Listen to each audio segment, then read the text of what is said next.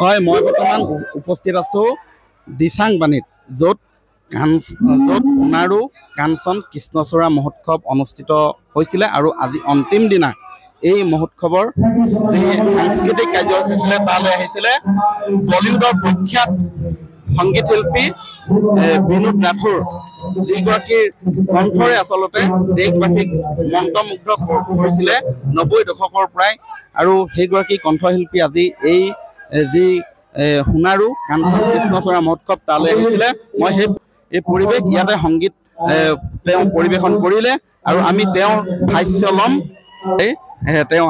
এয়া মই দেখুৱাইছোঁ তেওঁ ইতিমধ্যে সংগীতানুষ্ঠান সামৰিছে আৰু আমি ভাষ্য ল'বলৈ যত্ন কৰিম এয়া দেখিছে বলিউডৰ প্ৰখ্যাত কণ্ঠশিল্পী তথা গায়ক ইয়াত বিনোদ ৰাথোৰ এয়া দেখিছে তেখেতক ইয়াৰ অনুৰাগীসকলে আঁকোৱালি লৈছে ইয়া সেলফি তুলিছে তেওঁৰ যি বলিউডৰ প্ৰখ্যাত গায়ক প্ৰখ্যাত শিল্পী বিনোদ ৰাথোৰ আজি আমি সন্মুখৰ পৰা লৈছোঁ আৰু তেখেতৰ ভাষ্য ল'ম আমি এয়া ভাষ্য লোৱাৰ পূৰ্বে আমি পৰিৱেশ দেখুৱাইছোঁ অনুৰাগীসকলে অতি উৎসাহেৰে তেওঁক লগ পাবলৈ লগ ধৰি আছিলে আৰু আজি সেই মুহূৰ্ত আহিলে এয়া प्रोग्राम अभी खत्म हुआ है मुझे बहुत अच्छा लगा people enjoyed and I enjoyed also everyone love you so much Asha love you so much thank you so much दादा कुछ सुनाई नहीं दे रहा आजा बेटा या देखैছো या হৈছে বিনোদ ৰাথোৰ মই দেখুৱাইছো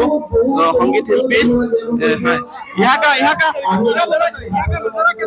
बहुत अच्छा लगा दादा मैंने कहा बहुत ही बढ़िया सुबह से मैं बहुत हैप्पी हूँ और मैं पूरे मूड में रहता हूँ ऑडियंस भी इतनी झूम रही है और 12-1 बजे रात के फैंटास्टिक शो मुझे बहुत मजा आया थैंक यू सो मच आसामी भी गाएंगे अभी व्यू स्टार्ट हो गया है वापस व्यू पर दोबारा जब आएंगे तो कुछ आसामी गाने भी सुनाएंगे definitely thank you so much বলিউডৰ প্ৰখ্যাত সংগীত শিল্পী গায়ক বিনোদ ৰাথোৰ আৰু তেওঁ ইতিমধ্যে সংগীতানুষ্ঠান পৰিৱেশন কৰিছে আৰু এই অনুষ্ঠানত সংগীত পৰিৱেশন কৰি যথেষ্ট তেওঁ সন্তুষ্টি প্ৰকাশ কৰিছে আপুনি বিচৰা বাতৰি পাব কেৱল নিউজ 18 এপত নিউজ 18 এপ ডাউনলোড কৰিবলৈ স্ক্যান কৰক এই QR কোড গুগল প্লে ষ্টৰতো পাব এই নিউজ 18 এপ